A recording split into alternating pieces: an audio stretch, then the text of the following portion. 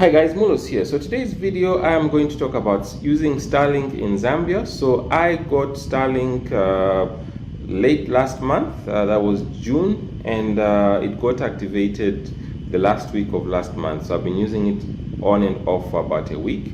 And in this video I'll share my thoughts, opinions, views on Starlink, and I'll also talk about alternatives to Starlink in case you're in Zambia.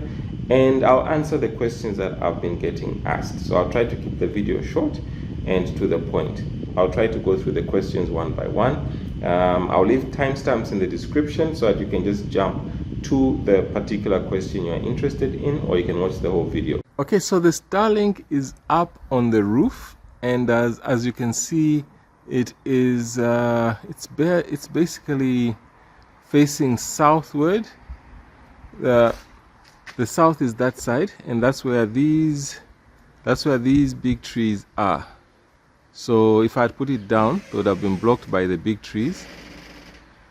If I had put it down, it would have been blocked by those big trees. And then to the west, there are some more big trees, the mango and this giant tree. There are actually some bees on that tree, but that's a topic for another day. Then you also have some other trees this side. So this area here would have been a bad place to site the Starlink. And then there's some other blockages there, and so that's where it is. It's up on the roof there. Okay, so this is the Starlink router, and as you can see, it's got no indicators on the face of it. It's just got this artwork here and the X there. The back of it, you just have space for these two cables to go in. It's relatively thin. It's not that thick, and it's got a thick base. And at the bottom of it, that's where you've got these two cables that go in. This one is for the power. This one is for the power. That's the one that takes power to the router, and then this one is the one that connects to the dish. So it's a proprietary type cable, similar to a USB type C. I say similar, but not so similar. And it takes power and data to and from the dish, which is outside. It's about 50 feet. Let me just do a conversion. You see how much it is in meters. And this is how an ordinary router would look. An ordinary router, you'd have indicators here, power, signal strength, and all of those things. And at the back of an ordinary router, you're going to have Ethernet ports, as well as phone out for some routers, and here signal boosters, as well as a WPS button. This one doesn't have any WPS button. It's got no Ethernet port or any of those things. And at the bottom of this, just trying to show you comparison to other routers that are available. So here you've got a USB type C port, you've got a SIM card slot, and then there's another port here. I'm not too sure what type of port that one is. So this is my MTN 5G router. MTN gave me a review unit of their 5G router, so it works perfectly. It's an alternative in case you are unable to get a Starlink or Airtel or any other local ISP. There are options for Starlink in case you can't get a Starlink. So I still use my MTN 5G router. I think it's gone off because of moving it. All right. Yeah, so now let's look at the speed for the 5G router.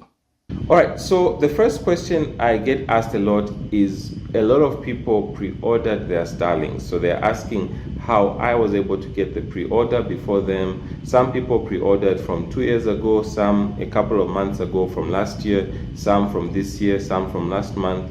A lot of people are basically pre-ordering Starlink, and they're just surprised that their Starlinks are not shipping, but I managed to get a Starlink.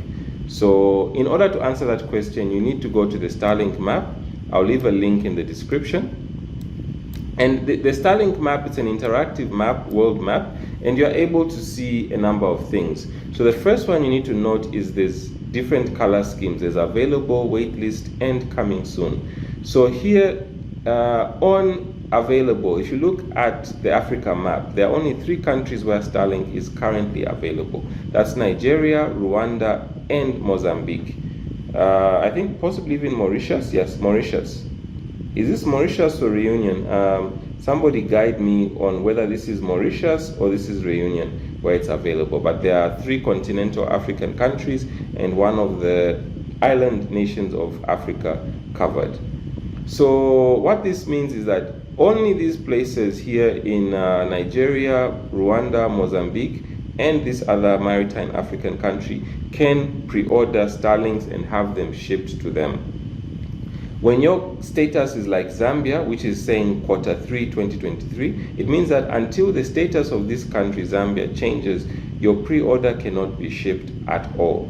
It's the same. And then also, if you look at this interactive map, you'll see that Botswana is also expecting to join Starlink in Q3 of 2023. Same with Tanzania.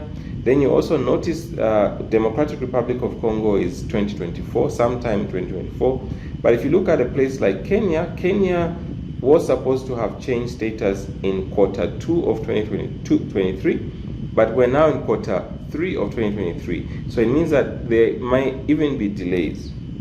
So all you have to do is just keep checking this map. When the status of Zambia changes to available, that is when your pre-order can actually be shipped to you. Until then, your pre-order will just remain a pre-order. You can try to pre-order as many as you want, pay those $9 pre-order fees, and nothing will happen until the status changes. So this interactive map is very, very important for you to use. Then now the next question is where to order a Starlink kit from. So as you can see from this map, you cannot order a Starlink in Zambia because Zambia is not yet a supported country and Starlink is not yet available in Zambia.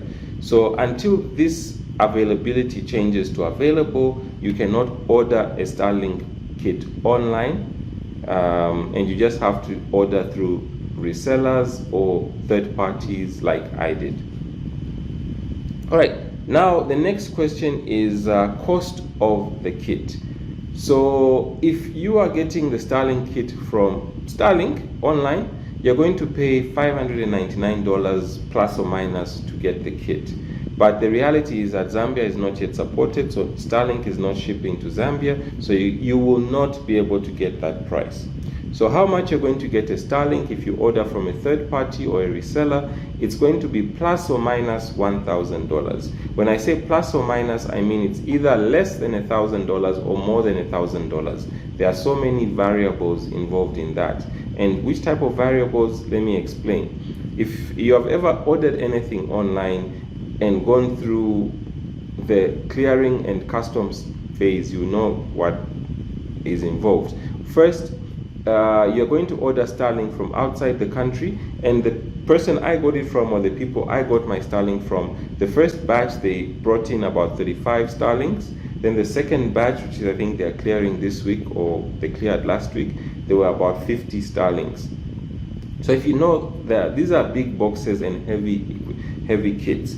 So what happens is that when they come in, they have to pass through the clearing. They're coming in by air freight, so that's a cost.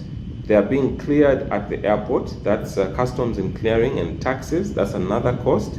Then there's the cost of transporting them from the airport to the storage location. That's another cost. Then there's the cost of storage. That's another cost. Then there's the cost of delivering to the recipients. So if you are buying from them or purchasing from them, there could be, unless you're going to pick it up yourself, there could be an additional cost of picking that up.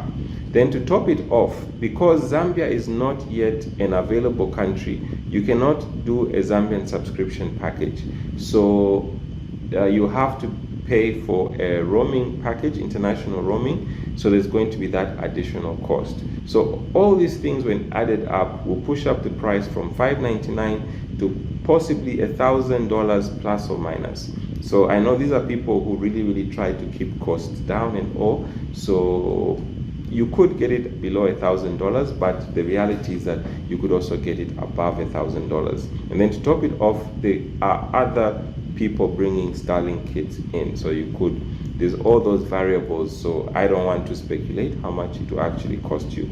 It'll be about $1,000 plus or minus.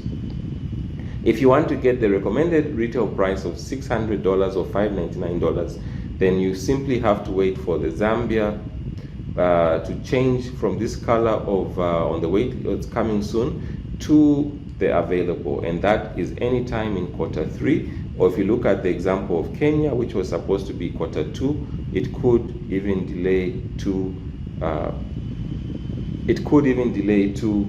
the next quarter or the next year. We really don't know. Then now it comes to the next question of where did I get the Starlink from? A really nice gentleman who does a lot of things, and some of them are really impressive. I mean, I'm just shocked. People in Zambia do a lot of things that we don't hear about and that are really impressive anyways. So that's the gentleman I got the Starlinks from. He mentioned that they were bringing in some Starlinks, and he was going to reserve one for me. So that is how I found myself unexpectedly. I did want to get a Starlink maybe quarter 4 of this year. I didn't want to get a Starlink, but that's how I found myself jumping ahead of time to be considered to get a Starlink. So anyways, the Starlinks came in June, and he did reach out, and I did have to pay something because of all those costs that I'd mentioned earlier, the clearing, the transport, storage, and activation. So that is how I got a Starlink from somebody who had brought in a good number of Starlink. I'll leave one of his contacts in the description in case you do want to contact him about getting a Starlink. But please be courteous, and also remember that there are a lot of costs associated with getting a Starlink. You're not getting the Starlink from Starlink, you'll be getting it from somebody who's actually bringing in Starlink kits into Zambia. So just be mindful of that, and of course, please be courteous and reasonable when you're contacting them. All right, so now we come to my views and opinions on Starlink. So there are a number of things I've thought about Starlink. One, it's actually impressed me. The kit is extremely well built. I do have a couple of issues with it, but it's very sturdy, well built, easy to set up and all. So it comes with a dish, and then it comes with a long cable, and then it comes with a power cable, and then it also comes with a router. So it's and also a frame for where you're going to place the Starlink on. So it's a very simple, easy to assemble kit, and extremely well built, well thought out. But it does have a couple of issues that I'll talk about later on in this video. And then it all comes in one box. Now, from what I've seen online and everywhere, all the boxes for Starlink, I don't know how they're designed, or the storage and all, it doesn't have that fancy padding that you find in Amazon packaging and all. So the boxes do take a little bit of strain around the edges and all. So when I was posting my photos, some person started posting comments like it looks like it's second-hand and stuff like that, but I wish to dispute that. It's actually brand new, and the gentleman who brought them in and supplied me is good people. And the boxes, even if you check online, even on Alibaba and all these other things, you see that the Starlink kits, the boxes look a bit beaten up, and that's because I think maybe environmental something, they don't really cushion them or pad them or anything like that. Anyway, so now we'll come to the problems that I've seen about Starlink. So some of it, the problems is my views on the kit, some of it is on the setting up and installation, and then some of it is the effects I think it will have on Zambian economy and Zambian systems in general. So the main problem with Starlink, one, it's a Wi-Fi device. There's absolutely no provision for Ethernet cables or any other type of connection. You just plug it in and it's a Wi-Fi device. So in case you are in an office or anywhere and there's a bit of distance between you and the Wi-Fi router, or there are thick walls separating the rooms and all, you will probably be affected by that. So what this simply means is that you have to buy accessories to convert it into an Ethernet, some Ethernet accessories, so that you're able to put an Ethernet cable there, connect it wired, do wired connections to other devices. That's a small thing. It's very easy to work around, but if you don't know beforehand, you get the Starlink kit, and then you now have to wait quite a bit to get the accessories to convert it into a wired connection, connect it to an external router or external devices. And the other thing is that the cables can be fragile. Now these are long cables, they come already connected to the dish, and for practical reasons, while I was testing it out, moving it about different locations, I did disconnect it from the dish about 4 or 5 times, and it was okay. Just disconnect and you put it back in, it goes in. Now I think there was a time I was passing the cable through a hole in the wall which I had made so that it could go outside into the dish. Now when I did that, what I discovered is that the alignment had sort of gone off, and then when I was trying to put it back into the dish, it was not going in the way it was going in before. So I thought the cable was ruined and all, and I started panicking and trying to find where I could get a cable from. And I've gone on Amazon here, and I've seen that the cables can be quite pricey. So just bear that in mind, that accessories are available, but they are rather pricey, and there will be a bit of a time lag from the time you order the accessories to the time they come here. So in case your cable gets cut or snapped, or the alignment gets messed up because of rough handling and all, it's a little bit fragile, to come to think of it. In case the alignment of the cables does get messed up, it would probably take you a couple of days, a couple of weeks just to get the accessories. Then the other thing is just the Wi-Fi enabled device only. So this also means that if you are going to place this thing in a rural area or anything, you need to safeguard it, because you've got animals, birds, kids with malaigene.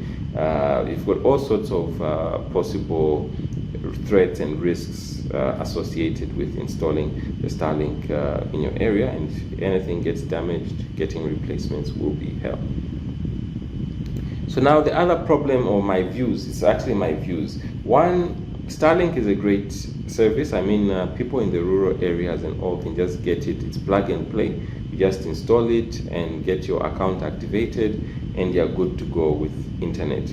Now, what does this mean for the other internet service providers? Now, there are a lot of VSAT providers in Zambia, and a lot of these actually, they create jobs. I mean, they create jobs, and part of the high cost of VSAT is statutory compliance fees to places like ZICTA, and also taxes to the GRZ, Government of the Republic of Zambia, and then also some of the cost of installing and setting up and managing and maintaining. So if a lot of people do migrate from VSAT to Starlink, it's good for the consumer because they'll be using lower cost options, but it can actually be a knockoff effect, probably way reduced revenue for ZICTA, the regulator, and then even government through taxes. And it could also impact jobs a little bit, those people who install the VSATs, maintain them, and all those things. So I'm hoping government has found ways to balance the equation so that there's not that much disruption to the financial system and all of that. So so now concluding on my views, how good is Starlink? So Starlink has exceeded my expectations. It's actually a great product and service. It just has a few issues here and there, which I think I've spoken about, but it's a great service. But in case you are in Zambia, depending on where you stay, you have got options, guys. You've got options. You've got MTN, Airtel, Zamtel. You've got in some places you've got fiber and all that. So just look at your available options and also what you need internet for. A lot of people don't actually need high speed, super fast internet for 24/7, 365. A lot of people are happy to make do with really small internet bundles and low internet speeds, because that's the simple truth. But if you do need high speed internet connectivity, there's Starlink, there's fiber, and there's also the MTN 5G available. Airtel also has those outdoor units. And of course, a lot of terms and conditions do apply for the Zambian internet solutions. Fiber is only in selected areas. In Lusaka, it's just, I think, a couple of areas, like the areas that were planned way ahead, like a Kablonga, Long Acres, North Mid, those kind of areas, they have fiber. The outskirts of Lusaka, the recently planned or the unplanned settlements, fiber is something we only dream about. Then you also have the Airtel outdoor units. Those ones work great in some areas. I know somebody who was in Makeni, he was praising it. Then somebody in Ibex on the Valley part, he was saying that it wasn't working for him. Then you also have the MTN 4G and 5G routers. Some people like myself, I actually love them. And then some people would say it doesn't work in their areas, it's terrible. Then I also have another friend who I took a 5G router to his area in Kavangwe to test. I found that they were using the 4G MTN router, internet speed was terrible, and they had to position it strategically wired to a window by the burglar bars. When I went there with the router for them to test, they could use it anywhere in the place. Their speeds had gone up like 4 or 5 times, and they were very, very happy with it. So that's something you need to know about Zambian internet. It's area specific. I could have great internet with my MTN routers, the 2 5G routers I have, and then in your area the speed would be modest, and then in other areas the speed would be terrible. All right, so now another question which I get asked is, how many internet connections do I actually have, and am I going to get rid of them so that I stick to using Starlink? The first answer is no, I'm not getting rid of the other internet connections. Starlink is great, but it's not so practical for a number of reasons. So the number of internets I have, the first one is I've got Liquid Telecom 5G internet in the office. It's just that today when I'm filming this, I just realized that my subscription has ended. I'm on the 20 megabits per second plan. It's expired, or it's finished. I need to renew it tomorrow when the banks are open. Today is a public holiday. It's Monday. Monday, is it 4th July? And then the banks are only open tomorrow. Then the other internet I have, I've got 2 MTN 5G routers. MTN was good enough to give me one 5G router, a review unit, which I've been using at home, testing out and all. Then I also purchased, I've got 3, okay, technically I've got 4 MTN 5G routers. The first router, I gave it to my friend in Kavangwe. He's using it at home and is enjoying the internet there. Then I have an MTN review kit, the ZTE, which I still use. And then I purchased 2 other additional MTN 5G routers. There was a bit of a promotion where you get the router for free. You just have to buy a bundle for 450. Although I didn't buy the bundle for 450, I actually got the 3 megabits per second internet plan, which costs 479. So I paid 29 kwacha. So yeah, 29 kwacha extra for the internet, because the 50 gigabyte bundles that they are promoting are terrible bundles. You'll get 20 gigabytes peak hours and then 30 gigabytes off peak. So the thing with me is that my usage is random throughout the day. So during peak hours I might exceed, and then during off peak I might not even be using. So I prefer to have constant internet throughout. So I've got basically 4 MTN 5G routers, or rather I've got 3. Yeah, I've got 3 because the other one, it was given away to my friend. Then the ones I'm remaining with, one of my colleagues, person I work with, she's using it at home so that she can do her work remotely.